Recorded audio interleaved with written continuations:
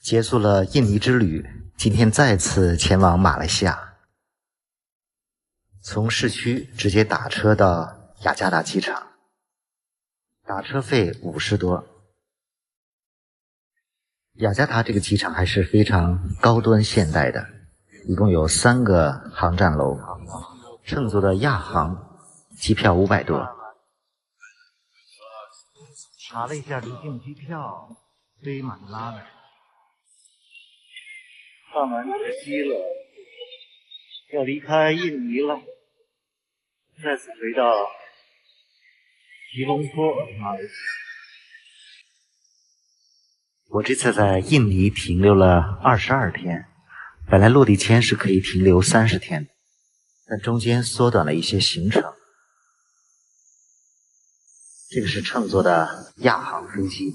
坐亚航的飞机一定要考虑买带行李的机票，更划算。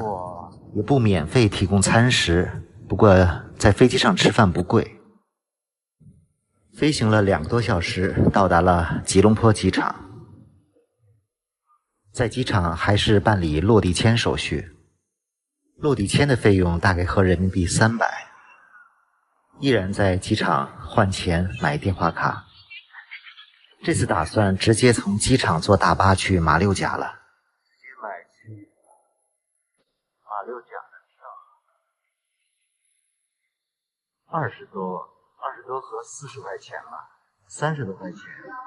坐大巴。吉隆坡机场这个大巴站非常方便，可以去好几个城市，我就直接从机场坐到马六甲了。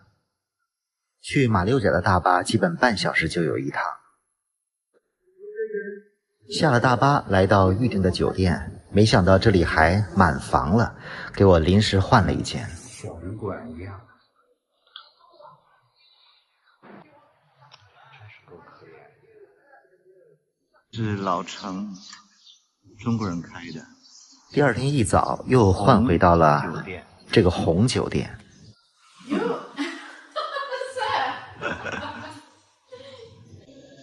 酒店的位置非常好，网速快，这个就满足了基本条件。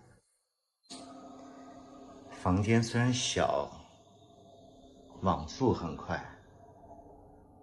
房间一晚130多，准备在马六甲吃吃喝喝，休息几天。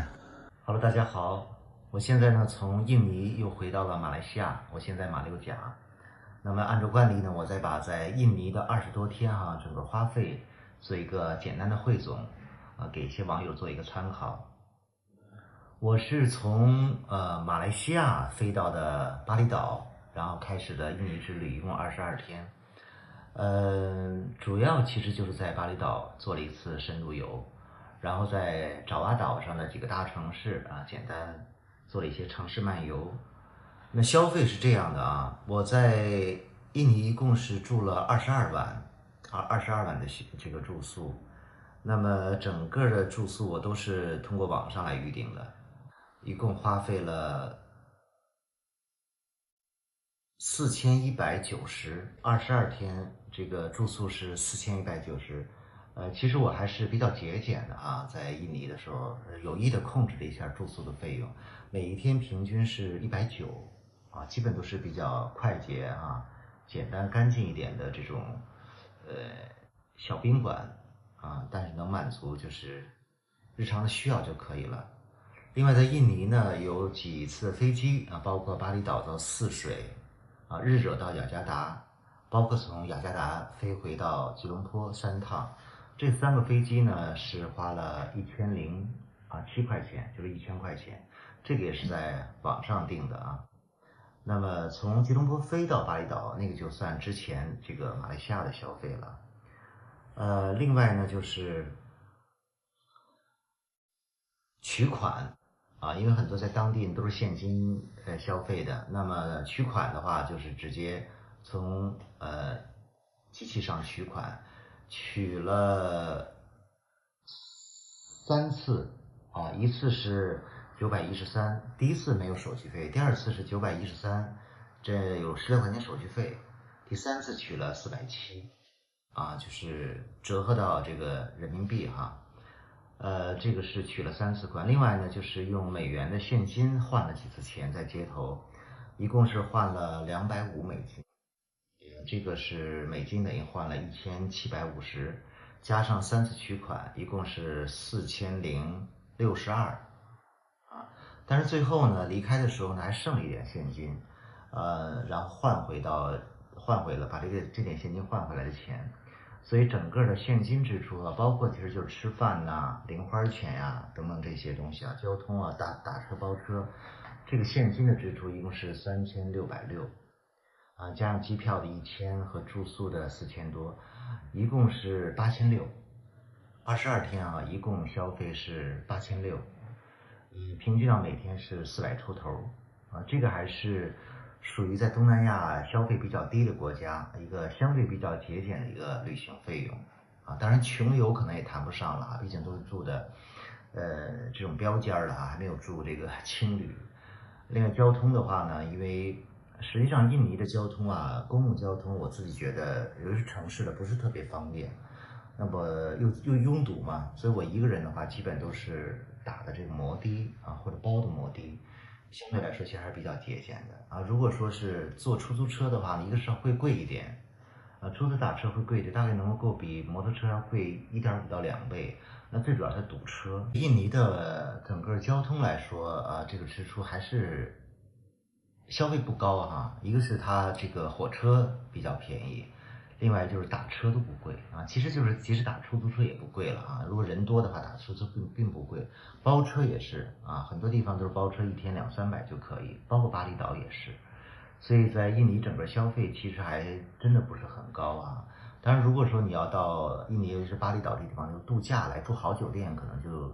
这个费用就高一点啊。如果正常的这种旅行哈，节俭一点的话，确实不太高。像我就是一天都包了大交通这个基本上一天是400块钱啊。吃的方面来说，我也不是特别的节省当地的特色也该吃都吃啊，所以总体来说消费还可以。印尼呢是一个很大的国家，其实它的国土面积也蛮大的，疆域很广，1万多个岛屿，所以如果要把印尼都玩了，是短时间内是很难的所以很多人慢慢的会喜欢印尼，因为它的海岛还是相当不错的。我这次其实只是去了一小部分一般来印尼的话都是经典路线都是最知名的，除了巴厘岛之外都会有一些爪哇岛的火山，两座火山去走一走，然后日惹这些古老的城市走一走。另外其他有些海岛人不多，游客不多，但非常美的海岛但是交通确实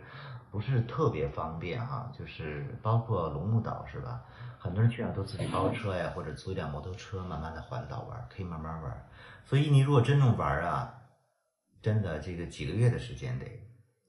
印尼的落地签是1个月时间，所以以后来印尼的话可以设计1个月的如果有这个1个月的假期可以设计一下，把精华走一走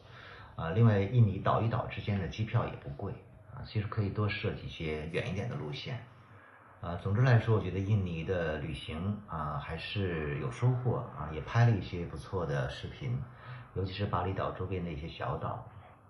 很多人很喜欢。那我现在呢又回到了马来西亚，马来西亚之前呢玩了2周，那么主要在半岛上吉隆坡以北的一些城市，槟城几个地方。那这次来呢，其实主要去东马我从机场直接到马六甲这边休息2天，然后就飞到东马仙本那那边。然后在那边大概玩个10天左右。所以现在呢，这个做旅行自媒体确实比较困难，尤其是从去年年底开始那像我这次出行的话，都已经本身去的就是消费不高的国家，而且一路上是相对比较节俭了还是希望能够在旅行中给大家拍一些比较好的东西。但尽管如此的话，其实每天也是入不敷出从这个视频的流量收入来说这个对于旅行自媒体来说，目前是一个很艰难的过程。所以可以看到很多人都是停止了这种旅行，都开始直播卖货。那么肯定直播卖货要有很高的收入了那对我来说的话呢，其实兴趣还真的不在直播卖货，但是如果你完全不接触这个直播卖货，有可能就这个旅行就停止了所以我也在找这个平衡点，怎么能够一边路上不耽误整个旅行，拍很好的风景给大家分享，一方面能补充一些收入所以偶尔也时不时的做一点直播。但我直播呢，确实我觉得可能还是以聊天为主偶尔呢就是在小橱窗里面有一些商品供大家选择，都是大家日常用的东西所以如果说能够鼓励一下像我这样相对来说还比较认真的旅游自媒体的作者来说，也希望大家能够理解和支持一下。好，谢谢。其实很多粉丝非常支持我最近我直播的时候都拼命的在我的小黄车里面去下单买东西甚至还有很多这个粉丝都觉得拍的特别好，也不知道怎么去肯定、支持和表达这个感谢吧，就经常去做一些视频中的一些赞赏非常感谢我也只能说是心领了未来的路不好说我本身预计也是这次出来也就是三个来月过一个冬天，所以这个东南亚之旅的话就开始涉及往回走的线路了结束了马来西亚的东马旅程之后，那看情况可能是经过菲律宾慢慢如果说国内彻底开放了，就直接从菲律宾回国了，然后再接着计划下一步的行程但是如果说接下来的行程还能继续做这个环球旅行的话显而易见，这个旅行成本是更高更高。那肯定是不能支撑了这种视频的流量收入。所以可能还是要再考虑有没有一些其他增加收入的办法来维持接下来的这个旅行计划。到时候走一步看一步吧不管怎么样，非常谢谢大家的支持。好，今天的视频比较水就说到这里了。